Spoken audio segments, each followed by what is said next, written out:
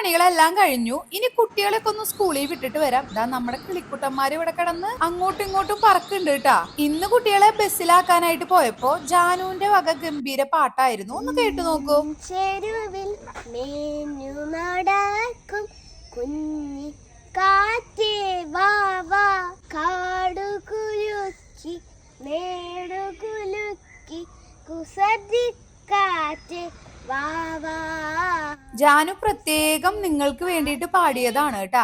അപ്പൊ നമുക്ക് പണികളിലേക്ക് കടക്കാം അല്ലെ. ഇതിനെയൊക്കെ പണികൾ എന്ന് വിളിക്കാൻ പറ്റുമെന്ന് എനിക്കറിയില്ല. എനിക്കിതൊക്കെ വളരെ ഇഷ്ടപ്പെട്ട് ചെയ്യുന്ന പരിപാടികളാണ്. ഈ ചെടികൾക്കെല്ലാം വെള്ളം നനയ്ക്കുന്നതും അതിൽ പൂവിട്ടത് നോക്കുന്നതും അതിന്റെ വളർച്ചയൊക്കെ കണ്ടറിയുന്നത് എനിക്ക് ഭയങ്കര ഇഷ്ടമുള്ള പരിപാടിയാണ്. നമ്മുടെ വീടിന്റെ മുകളിലായിട്ടേ കുറച്ച് ക്രീപ്പറും ബൊഗേൻവില്ലും പിന്നെ ഈ പ്ലുമേരിയാണ് വെച്ചിരിക്കുന്നത്. നമ്മൾ അതിനെ പാലപ്പൂന്നൊക്കെ വിളിക്കാറ്, പക്ഷെ അതിന്റെ പേര് പ്ലുമേരിയ എന്നാണ്. നല്ല മജന്ത കളർ ഫ്ലവർ ആണ് കേട്ടോ അതിന്. അങ്ങനെ മുകളിലത്തെ നന കഴിഞ്ഞ് ഞാൻ താഴെ എത്തിയിട്ടുണ്ട്. ഇനി ഇവിടത്തെയും കൂടി കഴിഞ്ഞാൽ രാവിലത്തെ പരിപാടികൾ ഏകദേശം തീർന്നു. നമ്മുടെ മുറ്റത്തെ വളരെ കുറച്ച് പൂവിടുന്ന ചെടികളെ ഉള്ളൂ കേട്ടാ. ഈ കാണുന്ന ചെത്തിയും ആ പ്ലുമേരിയും ബോഗൻവില്ലും ഒക്കെ തന്നെയാണ് പൂവിടുന്ന ചെടികളായിട്ട് വെച്ചിട്ടുള്ളൂ. അത് എന്തുകൊണ്ടാന്ന് വെച്ചാൽ നമ്മളുടെ ഈ ഫ്ലാറ്റ് ആയിട്ടുള്ള സ്ഥലത്ത് ആദ്യം തന്നെ മരങ്ങളാണ് പ്ലാൻ ചെയ്തത് തണല് കിട്ടാൻ വേണ്ടിയിട്ട്. അപ്പൊ പിന്നെ ഓട്ടോമാറ്റിക്കലി വെയിലേറ് കുറയും. പൂവിടുന്ന ചെടികൾക്ക് എപ്പോഴും നല്ലോണം വെയിൽ കിട്ടണം. നമ്മുടെ വീട് ഫേസ് ചെയ്തിരിക്കുന്നത് കിഴക്കോട്ടാണ്. അതുകൊണ്ട് തന്നെ രാവിലെ തൊട്ട് ഉച്ച വരെയുള്ള നല്ല വെയില് നമ്മുടെ വീട്ടിലേക്ക് അടിക്കും. അതുകൊണ്ടാണ് കറക്റ്റ് സ്ഥലത്ത് അവരെ വെച്ചു കൊടുത്തേക്കണേ.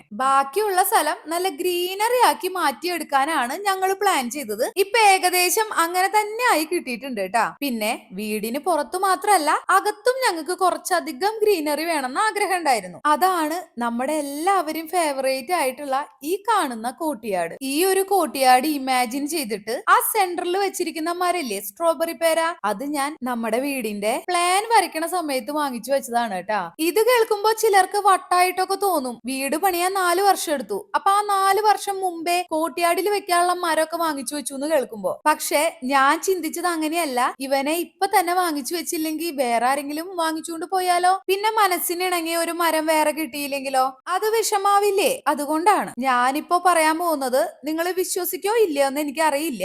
ഒരു ദിവസം ഈ മരം കണ്ടുവച്ചിരുന്ന ആ നഴ്സറിയിലത്തെ ആന്റണി ചേട്ടൻ എന്നെ വിളിച്ചു. ഇവിടെ ഒരാൾ വന്നിട്ടുണ്ട്, അയാൾക്ക് ഈ മരം വേണമെന്നാ പറയണേന്ന് പറഞ്ഞു. അത് കേട്ട പാതി കേൾക്കാത്ത പാതി വണ്ടി എടുത്തോണ്ട് ഞാൻ വേഗം നെല്ലായിക്ക് വിട്ടു. നമ്മുടെ ഈ മരം വാങ്ങാൻ വന്ന ആളാരാന്ന് നിങ്ങൾക്കറിയോ? നമ്മുടെ ഏഷ്യാനെറ്റ് ചാനലില് ചെമ്പനീർ പൂ എന്ന് പറഞ്ഞ സീരിയലിൽ അഭിനയിക്കുന്ന ഒരു കുട്ടിയാണ്. ഞാൻ ആളുടെ പേരൊന്നും പറയണില്ല. റെഡി ക്യാഷിന് വാങ്ങാൻ റെഡിയായി നിന്ന ആളുടെ അടുത്ത് ഞാൻ കാര്യങ്ങളെല്ലാം പറഞ്ഞ് മനസ്സിലാക്കിപ്പിച്ച് അന്ന് ഞാൻ കൂടെ കൂട്ടിക്കൊണ്ടു പോന്നതാണ് ഈ സ്ട്രോബെറി പേരേനെ.